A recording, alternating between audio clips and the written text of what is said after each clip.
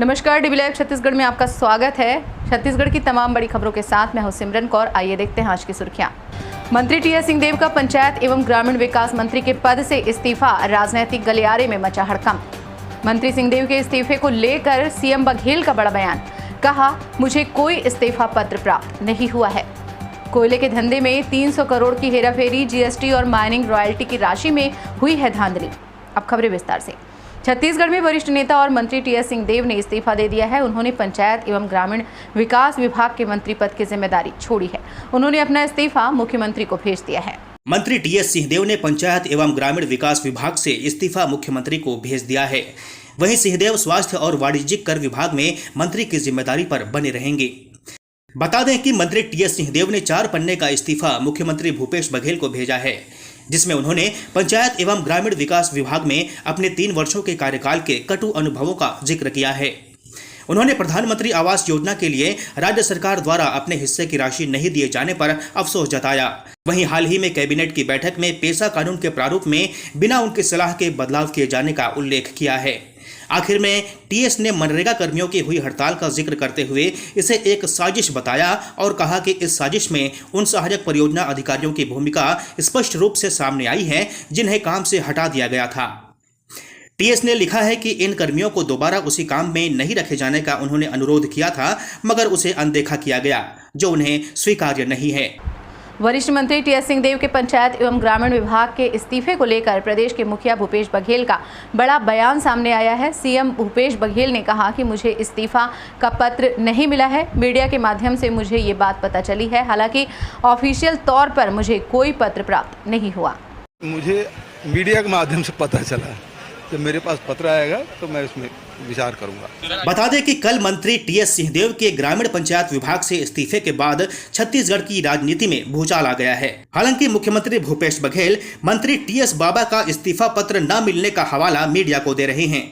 कांग्रेस के वरिष्ठ मंत्री टीएस सिंहदेव के इस्तीफे के बाद भूपेश बघेल का एक बड़ा बयान आज सामने आए हैं। उन्होंने मीडिया से चर्चा करते हुए कहा है कि टीएस सिंहदेव का उन्हें इस्तीफा पत्र नहीं मिला है। हालांकि अब देखने वाली बात होगी कि उनको अगर त्याग पत्र मिलता है तो उस पर मुख्यमंत्री भूपेश बघेल क्या निर्णय लेते हैं।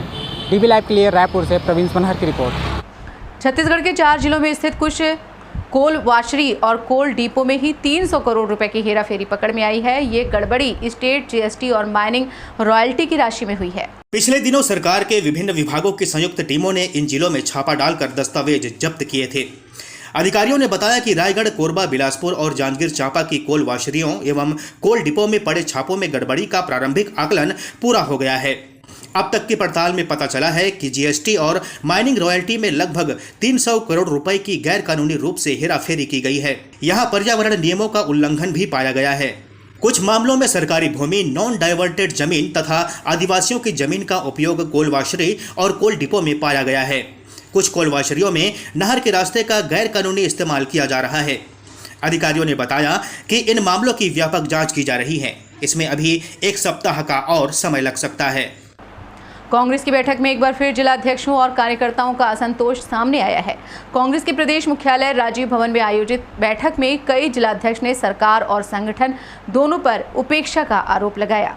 बता दें कि बैठक में कांग्रेस के छत्तीसगढ़ प्रभारी पीएल पुनिया, मुख्यमंत्री भूपेश बघेल और प्रदेश अध्यक्ष मोहन मरकाम सहित तमाम वरिष्ठ नेता और पदाधिकारी शामिल हुए। मुख्य एजेंडे पर बात रखने के बाद मुख्यमंत्री वहां से चले गए।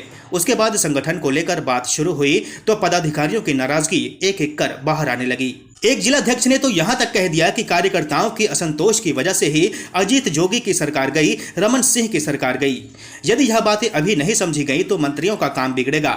हमारा क्या है, हम तो कार्यकर्ता हैं। एक जिलाध्यक्ष ने कहा कि हम जब विपक्ष में थे तो प्रशासन की हिम्मत नहीं होती थी हमारी बात काटने की, पर अब तो कोई सुनवाई ही नहीं है। इसकी वजह से 2023 में परेशानी आएगी। शतरंज ओलंपियाड की मशाल राजधानी रायपुर पहुंची। देश के 75 शहरों से गुजरने वाली मशाल का छत्तीसगढ़ 61वां पड़ाव है। प्रदेश के मुख्यमंत्री भूपेश बघेल व खेल मंत्री सहित खेल संघों, खिलाड़ियों, बच्चों और जनप्रतिनिधियों ने मशाल का जोरदार स्वागत किया। भारत में आयोजित हो रहे 44वें शतरंज ओलंपियाड की मशाल का आज रायपुर पहुंचने पर मुख्यमंत्री भूपेश बघेल तथा खेल एवं युवा कल्याण मंत्री उमेश पटेल सहित अनेक खेल संघों, खिलाड़ियों, स्कूली बच्चों और जनप्रतिनिधियों ने जोरदार स्वागत किया। अर्जुन पुरस्कार से सम्मानित ग्रैंड मास्टर प्रवीण थिप्से भुवनेश्वर से यह मशाल लेकर रायपुर पहुंचे। उन्होंने मुख्यमंत्री को यह मशाल सौंपा। मुख्यमंत्री बघेल ने यह मशाल राज्य की शतरंज खिलाड़ी वुमेन फीडे मास्टर किरण अग्रवाल को सौंपा। किरण अग्रवाल राज्य चेस एसोसिएशन के महासचिव विनोद राठी के साथ इसे लेकर हैदराबाद जाएंगी।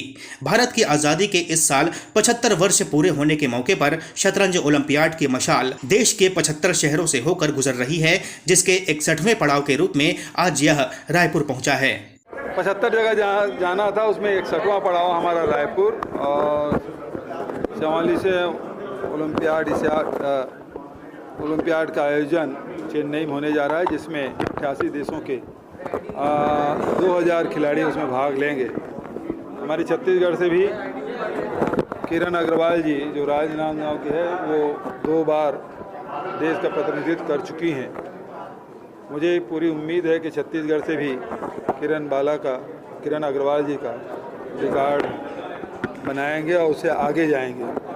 और छत्तीसगढ़ में हमारा बालोद पहला जिला है स्कूल इन चेस, पूरे देश का पहला जिला है जहां इस प्रकार का आयोजन, और इसको बढ़ावा देने के लिए दंतेवाड़ा में आस्था में भी शतरंज का खेल की व्यवस्था की गई है।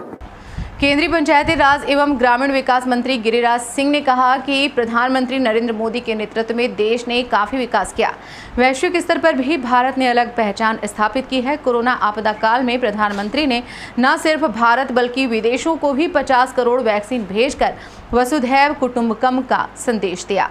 केंद्रीय मंत्री गिरिराज सिंह ने कोरबा प्रवास के दौरान आयोजित पत्रकार वार्ता में प्रधानमंत्री नरेंद्र मोदी सरकार के 8 साल की उपलब्धियों को बताते हुए कहा कि हमारी राजस्व आय 11 लाख करोड़ से बढ़कर 32 लाख करोड़ पहुंच गई है। केंद्रीय मंत्री ने इंदिरा आवास योजना, प्रधानमंत्री गरीब कल्याण योजना में गरीबों को प्रति सदस्य 5 किलो अतिरिक्त चावल में धांधली का आरोप राज्य सरकार पर लगाया। मैं नहीं चाहता था कि हम इन विषयों से अलग हटो, लेकिन मेरा आरोप है तुष्टीकरण की राजनीति करने वाली पार्टियां ने बरसों बरस से कई दशक से वोट की राजनीति के लिए तुष्टीकरण, अभी चर्चा अगर करनी थी विपक्ष को तो महंगाई पे चर्चा करती, विकास पे चर्चा, लेकिन मोदी के विकास, दुनिया में बढ़ती हुई भारत की प्रतिष्ठा को भटकाने के लिए, देश के माहौल को खराब करने के लिए तुष्टीकरण की राजनीति करने वाले लोग ये देश में जब से मोदी सरकार तब से ये प्रयास कर रहे हैं। एक सवाल के जवाब में उन्होंने कहा कि भारत सरकार IVF ट्रीटमेंट, कृत्रिम गर्भाधान से केवल बछिया पैदा करने की योजना पर काम कर रही है। इसके लिए प्रति बछिया प्रेगनेंसी की कीमत 5,000 रुपए देना राज्य सरकार की जिम्मेदारी है। पशुपालक को केवल बछिया पैदा करने वाली सीमेन उपलब्ध कराना है। छत्तीसगढ़ सरकार ने इस दिशा में कार्य शुरू नहीं किया है। वह पशुपालकों को सीमेन उपलब्ध कराए, IVF कराए तो गाय 100% बछिया जन्मेगी। भारत सरकार उपलब्ध कराया है केवल बछिया पैदा लेने वाली सीमेन का, और भारत सरकार ने 5,000 रुपया प्रति बछिया प्रेगनेंसी का कीमत 20,000 रखा गया है। ये राज्य सरकार का काम है कि राज्य 5,000 भारत सरकार दे रही है, ये किसानों को उपलब्ध कराएं, क्योंकि ये स्टेट सब्जेक्ट।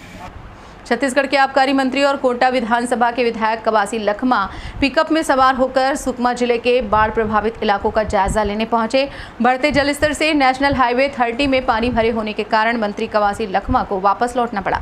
आबकारी मंत्री कवासी लखमा ने अधिकारियों को निर्देश दिए कि बाढ़ प्रभावित इलाकों में जल्द से जल्द सुविधाएं पहुंचाएं। जिन गांवों में लोग फंसे हुए हैं उन्हें जल्द से जल्द निकालकर राहत शिविर कैंप तक लाया जाए। जिन गांवों का संपर्क ब्लॉक और जिला मुख्यालयों से कट गया है वहां तक राहत सामग्री, राशन, दवाइयां जैसी जरूरत के सामान भेजें। पर्यावरण जन जागृति के उद्देश्य से जिला प्रशासन ने रन फॉर ग्रीन कोरिया कार्यक्रम आयोजित किया। जनप्रतिनिधियों व जिला प्रशासन के साथ आम लोगों ने घड़ी चौक से झुमका वोट क्लब तक मैराथन में भाग लिया। मैराथन की शुरुआत कोरिया कलेक्टर एसपी व बैकुंठपुर विधायक ने हरी झंडी दिखाकर की। कलेक्टर कुलदीप शर्मा ने बताया कि कार्यक्रम का मुख्य उद्देश्य कोरिया को हरा भरा रखना है।